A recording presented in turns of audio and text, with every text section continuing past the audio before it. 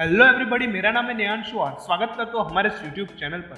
तो आज के इस वीडियो में हम बात करेंगे एक ऐसे टॉपिक के बारे में जहाँ पर हमारा जो पैसा है वो सेफ रहेगा और हमें वहाँ से 11 से 12% का रिटर्न भी मिलेगा। तो इस वीडियो के अंत तक जरूर बने रहिएगा। तो चलिए अब एक भी मिनट गवाए बिना लेट्स स्टार्ट द वीडियो।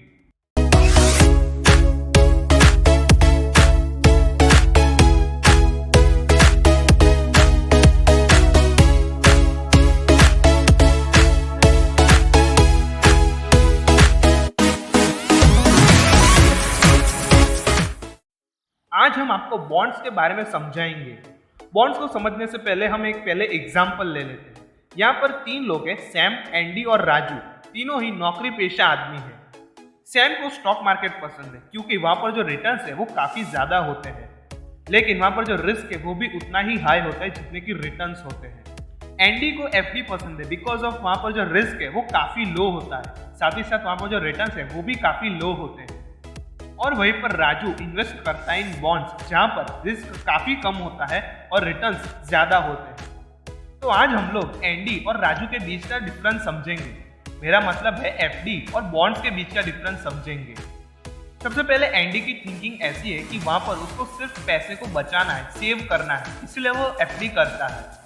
मैं आपको बता दूं कि एफडी का जो रेट है वो इन्फ्लेशन रेट तक को भी बीट नहीं कर पाता। लेट्स यहाँ पर मैं एग्जांपल दूं, मैंने 100 रुपए एफडी की at 5% of rate of interest. तो मेरे एक साल के बाद 100 रुपए हो जाएंगे 105 रुपए, लेकिन एक साल में जो इन्फ्लेशन रेट है वो भी 5% बढ़ गया।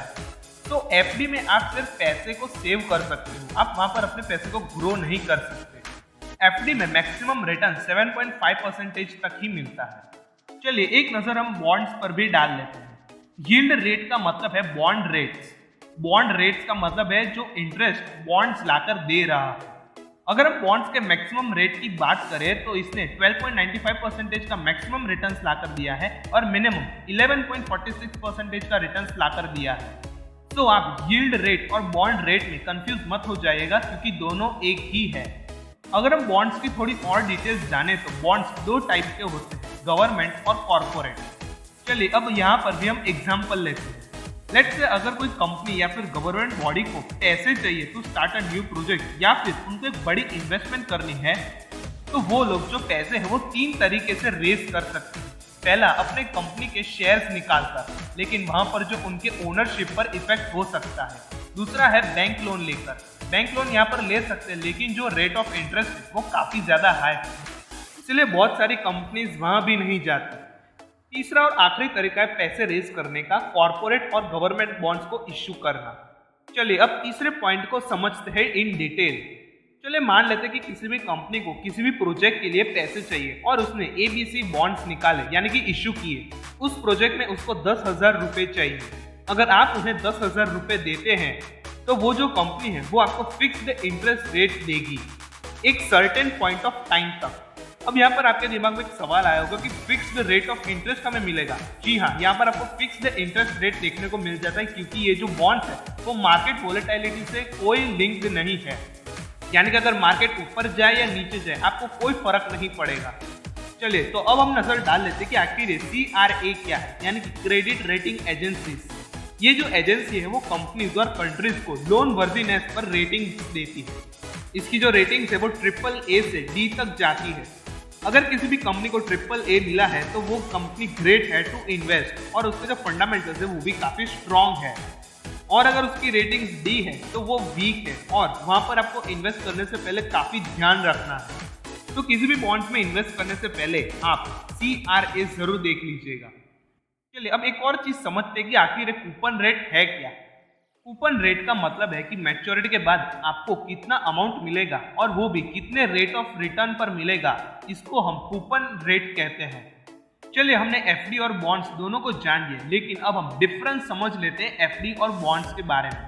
अगर आप एफडी में निवेश करते हो तो वहां पर आपको मैच्योरिटी के बाद कुछ अमाउंट और सेम इंटरेस्ट रेट मिलेगा और यही सेम एडवांटेज आपको बॉन्ड्स में भी मिल जाता है। बॉन्ड्स को आप सेकेंडरी मार्केट में भी सेल कर सकते हो, यानी कि अगर किसी भी कंपनी का बॉन्ड आपके पास है तो आप उसे इक्विटी मार्केट में सेल कर सकते हो। यहाँ पर एक बड़ा सा एडवांटेज ये है कि जो बॉन्ड्स है वहां पर आपको long term capital gain tax deduction मिलता है। और वहीं पर अगर हम एफडी की बात करें तो ये टैक्स बेनिफिट्स आपको नहीं मिलते। अगर हम रिस्क की बात करें तो एफडी काफ़ी लो रिस्क होती है और वहाँ पर हमें काफ़ी लो रिटर्न्स देखने को मिलते हैं। लेकिन जो बॉन्ड्स होते हैं वो गवर्नमेंट ऑफ इंडिया से बैक्ड होते हैं, यानी कि आप बॉन्ड्स को भी सेफ मान सकते हो। अगर आप बॉन्ड्स में निवेश करते हो तो सबसे बड़ा एडवांटेज ये है कि यहाँ पर आपको फुटेबल बॉन्ड्स भी मिल जाते हैं। फुटेबल बॉन्ड्स का मतलब है कि जो आपने बॉन्ड्स खरीदे थे, आप वो बॉन्ड्स को कभी भी आप कंपनी को वापस दे सकते हो और आपका जो इन्वेस्टेड अमाउंट है वो वापस पा सकते हो। इससे आपने किसी भी कंपनी के जो बॉन्ड्स है उसे 5% पर बाय किया और फिलहाल उसका जो प्राइस है वो 7% पर चल रहा है, तो आप उस कंपनी के बॉन्ड्स को फुटेबल है तो वो आप उस कंपनी को वापस दोगे और जो आपकी जो इन्वेस्टेड अमाउंट है वो कंपनी आपको वापस दे देगी।